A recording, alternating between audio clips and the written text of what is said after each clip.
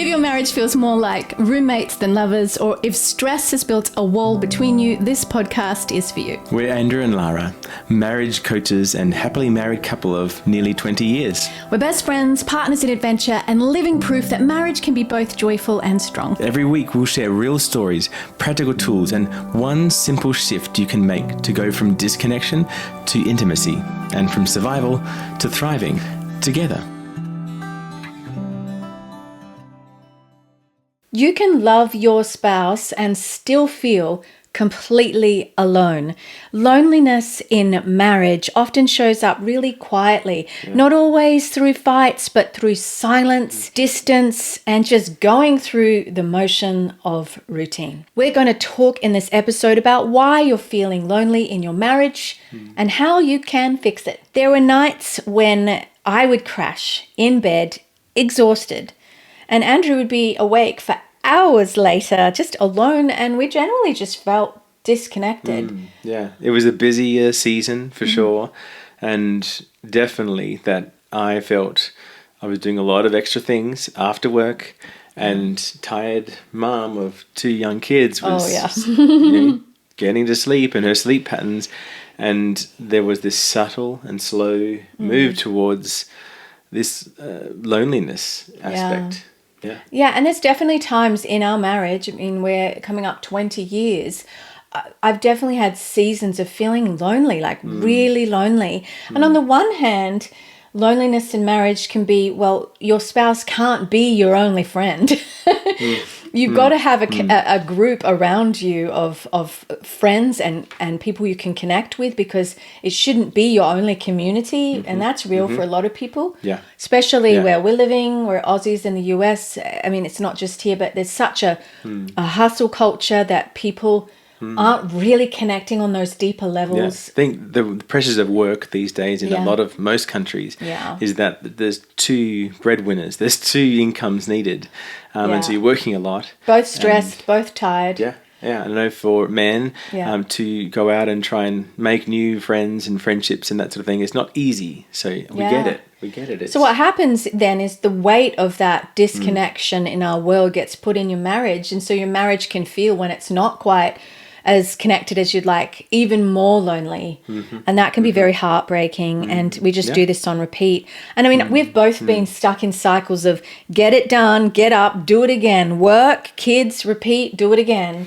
And that cyclic nature can cause disconnection. Have you felt that? Yeah. The getting it done thing, or the sense that I don't want to burden you with more of my feelings, or just more of the things that are happening around the home. Maybe at that season it was the finances or something, but I don't want to burden you with that. So that just keeps me trapped in this little, a bit more alone, And it is subtle, because we can be coming across as a very normal couple. And we have moments in those weeks where we were just ecstatically in love and cuddling and, having great moments. But there was this other side to it, which was not great and had potential to really ruin something. Yeah, it's interesting because you just said a minute ago, you didn't want to burden me. Like, I'm the opposite. I'm quite happy to burden you with all my emotions and feelings. That's what she does. Yeah.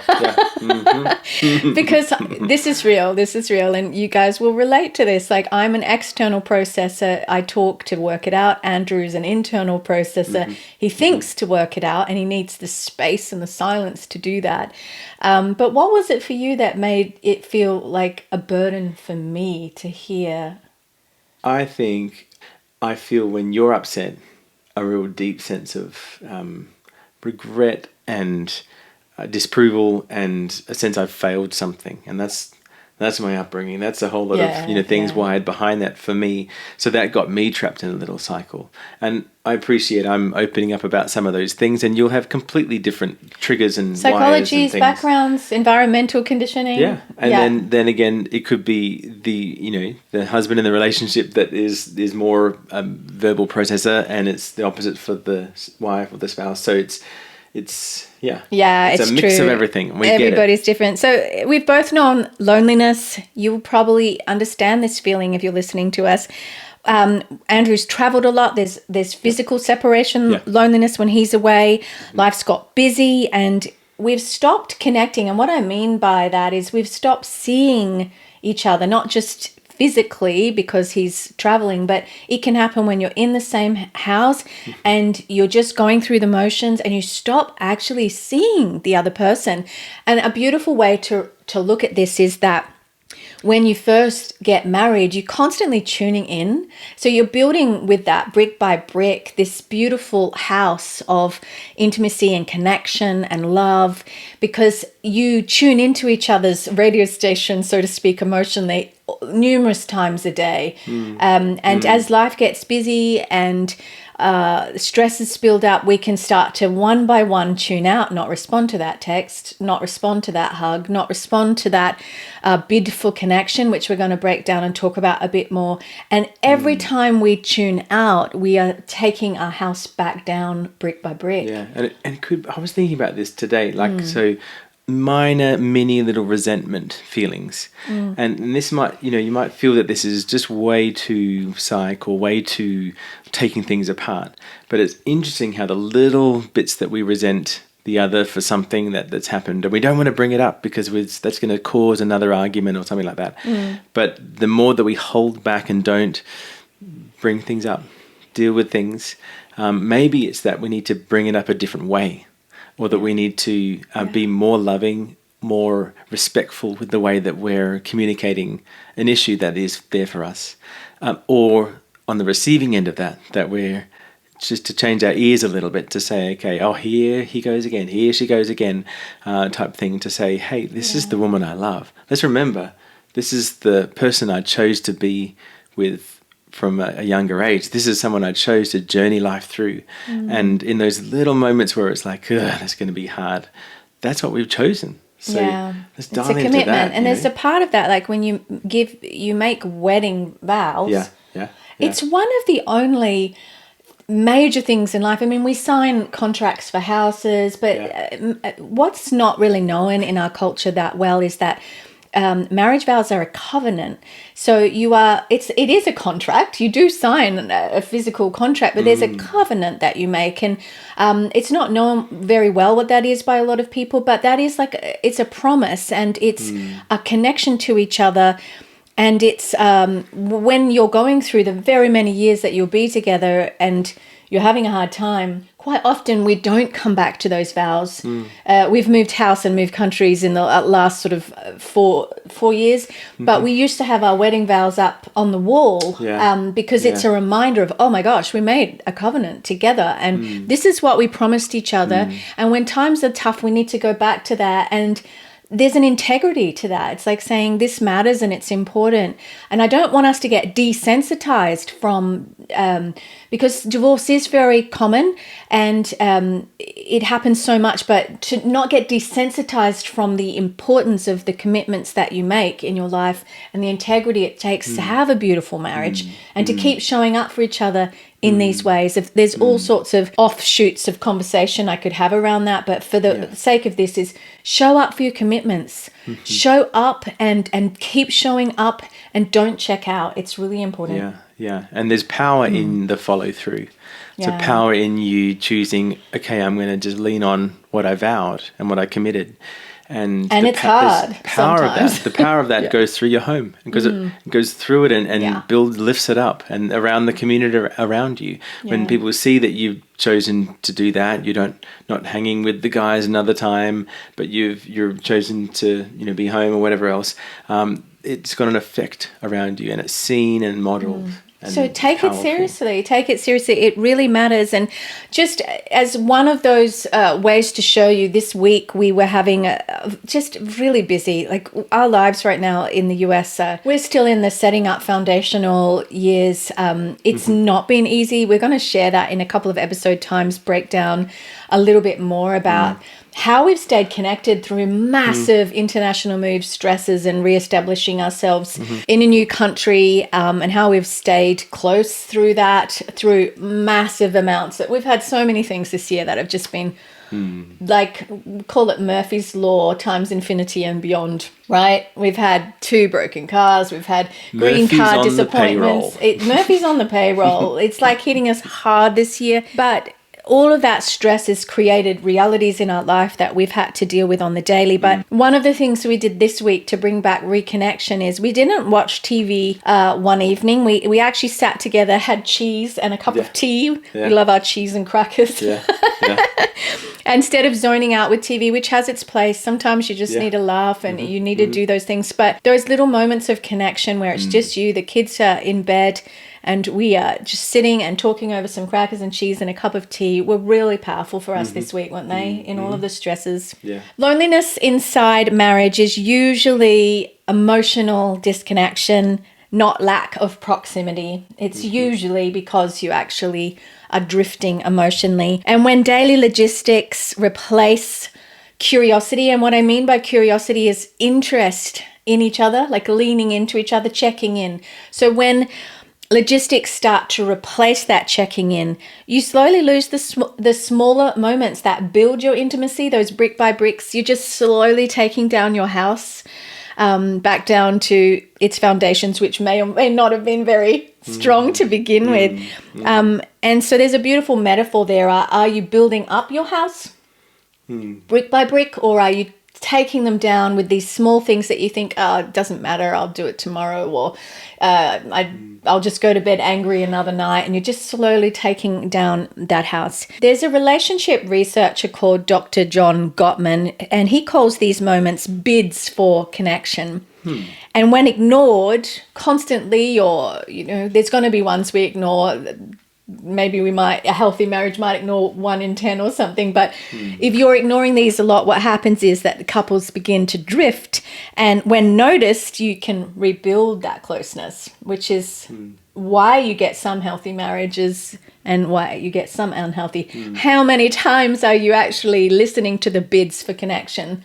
Each bid being a brick. These are examples, just to help you guys understand this better, is examples of bids for us this week, I would say would be yesterday.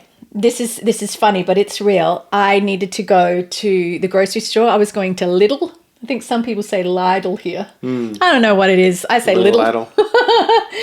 It's great, affordable groceries, lots of European stuff that I love that you can get there, and really good sourdough. And I said to Andrew, he'd already been out at a baseball game with our son, and I said, I've got to go. And truth is, in my heart, I love going with Andrew because it's time together. But he had just got home. He was really tired, and I was like, I could go by myself. I could go to Lidl by myself. I love it when you come, but I was giving him the out because he needed the break. Yeah. But what did you do, babe? Did you come to Lidl with me? I did. Because I too wanted, I just really loved that time with you, But I totally had the out. I didn't feel any pressure with it. I was, I had totally had the choice. He did have a choice. But then I just knew that it was another step closer for us. And I guess that's a good idea. Bid. That's a bid for connection. Yeah, and yes, he could have zoned out, turned on sport or whatever. That could have been very useful for me. You would have loved that, and it would have been great. But that was a bid for connection that he chose to lean into.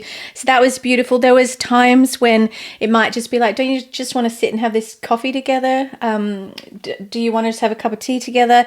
Another bid for connection was last night, super tired. It was just a massive day. You'd done the baseball. I did the little Lidl.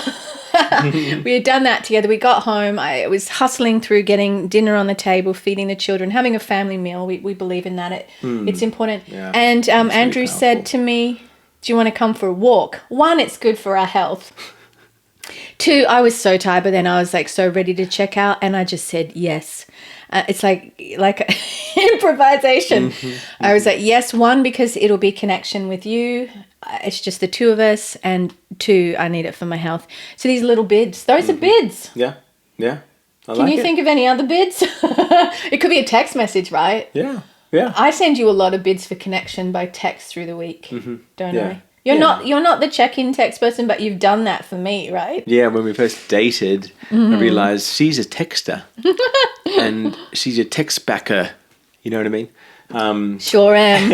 A proud So, text backer. I realized quickly when it was maybe we met up in the evening and she was like, I didn't hear from you. And I was like, oh, yeah, I was working. And? But then I realized, she texts back and I don't.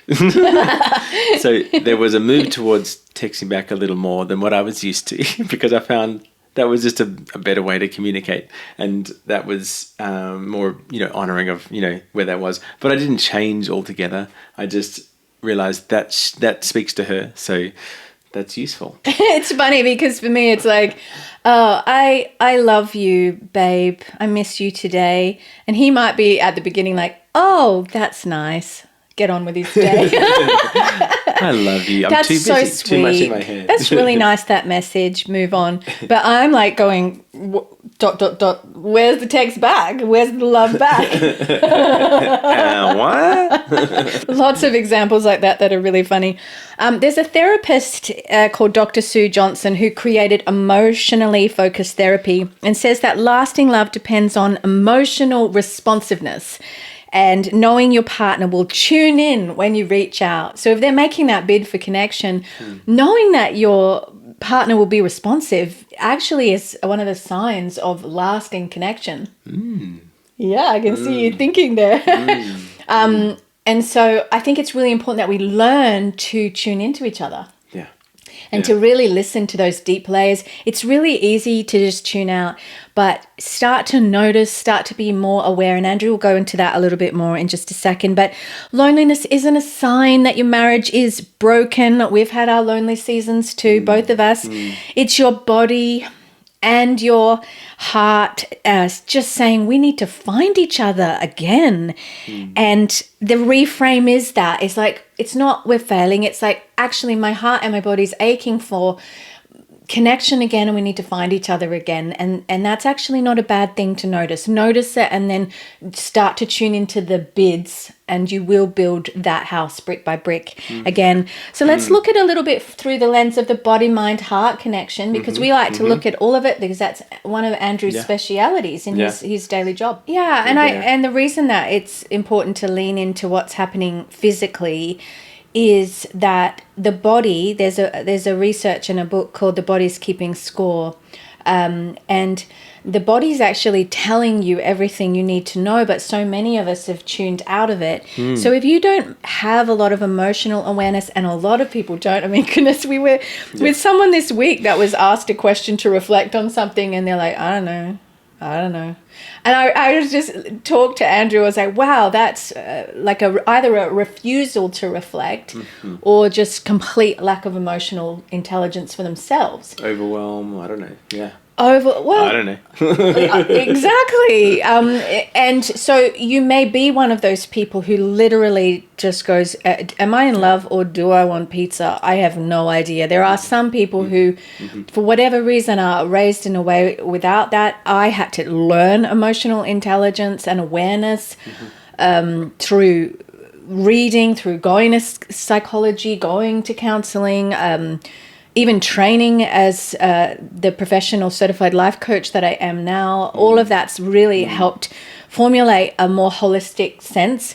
But your body's telling you stuff all the time. Yeah. So I love it. So whether you're together and you're holding hands and being able to make the shift, the 3-minute shift, marriage reset, you might notice in your body, again, it's so individual, but just you might feel exhausted. You might feel tight, you might feel tight-chested, a sense of, well, sometimes there's a real collapsed posture towards you. Sometimes your body, they've done some research to look at the emotional nature of posture. So sometimes our posture just envelops how our limbic system is processing what's going on. So I might feel this collapse, like, oh, what's the point? Oh, defeatedness or something. It may be a shallow breathing. Just notice that, and this reset is going to help you just shift that and to make something physical about your body, just to shift into the reality that you love this woman, she loves you, and you are just in this together, that reality. Your thoughts, your mind might be running towards, we're fine, we're just busy. It's okay, right? We're talking about the little things that are behind the whole situation, not just that excuse almost, or that reality that, yes, you can keep pushing on, but do you want to keep building the wall, or do you want to kind of just do life and keep being busy? Yeah. Or there's another one like, oh, I shouldn't need more than the intimacy we have, or I shouldn't need more help or love, or and that's a real shame statement. I shouldn't need any more than this because from my past, etc., I don't deserve any more. And so that's all shame statements that are just so strong. Just leave that. Just notice some things. Notice what's going on in your mind. Yeah. And maybe even share that. In your heart, you might have this quiet sadness or longing for closeness, but fearing rejection. So it's a real sense of your heart is, when you start to connect to it, will just strongly show you these feelings where you're like, I really want more. And that's okay. Let it, for this moment in time, it might not be all week long, but this moment in time, you're allowed to feel. So give yourself that moment. I don't want you to push on and keep doing and get busy. I feel the nature of getting busy, working a bit more. There's lots of projects always to do. There's always more usefulness you could do. But it's important at some point of your day to stop and give yourself the regulation, to give yourself the moment. When you regulate first, your slower breath, deeper, lower breath in your body, your physical closeness to your spouse, or if you're just by yourself, just putting your hand on your heart, or even just doing something movement-wise, or walking, or doing something that really brings you down a notch, and that just gets you back to normal again. You're doing things that bring safety to your system again. So if you're not good with the emotional side, you could notice, like Andrew was saying, I'm tense in my chest. What is it telling me? Or I have a headache and tight shoulders. What is that telling me?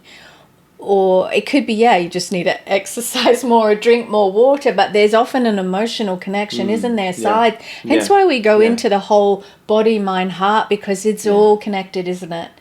It is all connected. Or if it's stuck like I was with that feeling of like, I don't want to burden her more.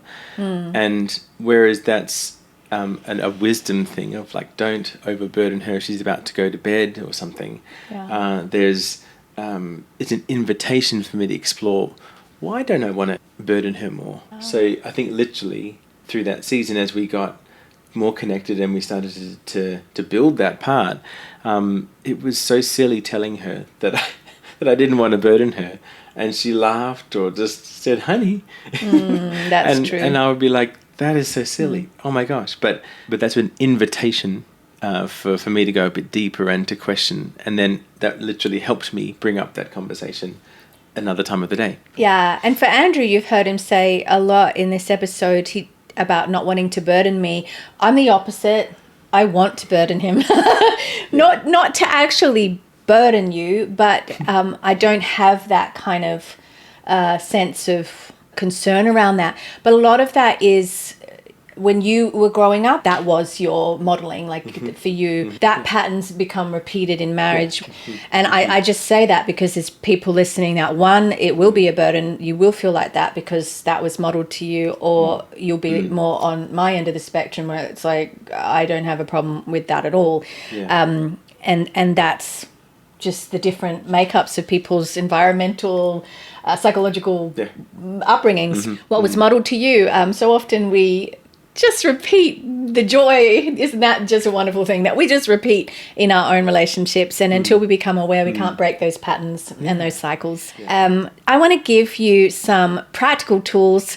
These are just ideas, things that you could do this week. Great challenges for you, little habits that you could add in. This is a really simple one. Like before going to bed, you could do this. Share one good thing, one stress, and one appreciation before bed. It could be a little micro habit that you start. We actually have this habit with our children and have done it for, it must be at least 5 years, if not more. We have done before bed, what's one thing you're grateful for and what was your favorite thing today? And part of it is because of the neurological wiring. Occasionally they're like, it was a bad thing today, or they will say something. I said, there is always something to be thankful for, even if it's oxygen, because imagine what it's like without it. Imagine days on end with no sunshine, like it's just black. We can be thankful for the sun. There's always something to be thankful for. And so it's a neurological thing to prime their brains before bed, and we've done it for so long. So why not introduce that into your marriage? If you are feeling disconnected, that is a great little habit to come into. So my idea was one stress and one appreciation before bed.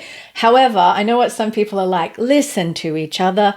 Don't try and fix it. It's not a time where you interrupt or try and have a conversation. It's just a little bid for connection. One person has a turn and then the other has a turn.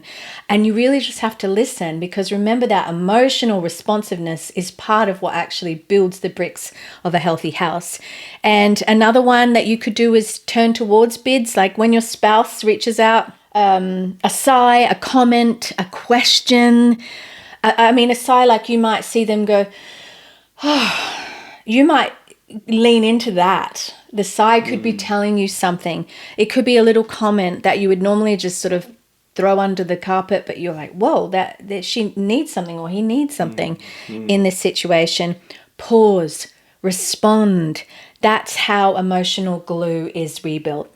Another idea could be the body reset one. If this is safe for you and you're in a place where you can do this in your marriage, sit close, hold hands, hug for 20 seconds, because the physical safety actually precedes and primes you for emotional safety. And then the last little idea that you could add in this week that could help is creating micro moments of presence. I say micro because so many of you, like us, are flat out and so busy. It's funny because so many people say, I'm just so busy, I don't have time. But yet they do. They scrolled social media for maybe up to 2 hours that day. If you add up all the little micro moments, they watched 3 episodes of something on Netflix that night. They were too exhausted. So what they're really saying is, I'm too exhausted. I don't have the bandwidth. I don't have any more space in my head. The time thing, a lot of people actually do have time, more time than they want. So micro moments, you actually give time to where you have a priority. You give time to what matters to you. So create some micro moments of presence, a few minutes on the couch together, no devices. Things like that can be enough. Like we did this week, our cheese and crackers. It wasn't for hours. It might have been 10 to 15 minutes. It's often enough to stop the drift between you. It's really great. So the takeaway here is loneliness is a signal. It's a signal. It's not a failure. It's not a sentence either. It's not like I'm going to be lonely forever. That you know about that. The body does that, doesn't it? Yeah, it would catastrophize. It would just say, let's repeat this. This is how it's going to be. Forever. Forever. Yeah. Yeah. Yeah, I like that signal. Yeah. Yeah, it's a signal. And like we said, you start to tune into the signals of each other. You were very tuned in when you first met. You were tuned into every signal, every facial expression, every sigh, every kind of like, non-verbal. You were tuned in. Yeah, you wanted to work near each other because you were close. Your together. senses are alive, all of them, to everything, an eye roll, whatever. So getting back into that is really beautiful. Tuning into each other, those signals in small ways will help you prove again that your marriage is still alive and you can rebuild brick by brick. Yeah. Loneliness is an invitation to share and explore something deeper with each other. Yeah. And as a man, my wiring is not to always talk about the deep things or always delve into what I'm feeling at the time. I want to get stuff done and I want to be physical. But the strength of you as a man is to lean into these things and fight for your marriage this way, and to step in and to contend with loneliness and being separate or just letting it be a certain level, letting it be mediocre. To contend to make this the best thing in the world is your role and is what you should be doing and what you should be championing and what you want to fight for in your life. I love what you just said. You not just settling for mediocre, but saying it's my role and I'm going to fight actually in a healthy way Yeah. for more in my marriage. Like that's a call to action if there ever was one that's really good. Yeah. Try our 3-minute marriage reset at andrewandlara.com. That is one of the ways that you can create like a quick micro habit. Honestly, it's designed to be 3 minutes. You could do it in less if you want to. It's not a rule. Just head to andrewandlara.com. It's a guided way to reconnect when you feel miles apart. I recommend that you print it out and stick it on the fridge because I'm telling you, when we were trying to learn new parenting techniques, what do? Stick it on the fridge. Stick it on the fridge. This will shock so many people because we were like, this is so awkward for us. This is so not natural to us. This is not how we were raised. And we were writing out all the new techniques we wanted to try. We printed them out and we put them on the fridge. And then we were just awkwardly for ages trying these new techniques in our parenting. Like, let's try this thing. And then what happened? It became what? Normal. Integrated, normal. That's just how we parent. We don't think about it. It's a new habit. Print it out, guys. Yeah, that's great. But it was definitely sometimes leaving a room, running into the fridge going, what are we doing? okay. Yeah, just, all right. Start again, guys. And then I would come up and go, wait, well, that's not how we're doing this anymore. We're going to try this new technique. And those new techniques became, so in your marriage, this is what you need to do to build habits. You need those triggers to remind you, print things out, put these ideas down. Don't be passive with this. Stick it on the fridge and do it until it becomes integrated. It's going to feel so awkward at first. It's going to feel foreign and unusual and all of that. Yeah. All right, subscribe. Please help us. We've just started and we would love for you to subscribe. We're on YouTube. We're on all the podcast audio platforms as well. So you can go on, you can see us if you're listening on audio. You can actually go to YouTube and watch this under Marriage, Intimacy and Healing. I think it's under Andrew and Lara Official on YouTube. And whatever platform you're on, subscribe. Leave us a review. It would really help us. We have a huge vision. This not just a podcast. We have a vision for something so big. We're so excited. We're going to be rolling that out and introducing that to you guys. But one of the big parts of that is the not-for-profit that we've just become directors of, called Creative Restoration International. We have a massive vision with that, and this comes under that banner as one of our programs, and we're excited to help marriages, to get mentors involved, to get people helping us rebuild homes, rebuild families, so that you can go out into the world with purpose and creativity and not live in this survival mode which zaps your purpose and creativity. Really affects the world around you, your family, friends, everything. Share this with another couple, whether you think they're in crisis or not. That will help us to spread the word. And we are here for you guys. And every Wednesday we release new episodes on YouTube and on audio platforms. So join us. Thanks for showing up. Thanks for joining us on Marriage, Intimacy and Healing. Remember, connection isn't about perfection. It's about showing up. If you want a quick way to feel closer tonight, grab our free resource, the 3-minute marriage reset, at andrewandlara.com. We'll see you next week. And until then, keep choosing each other every single day.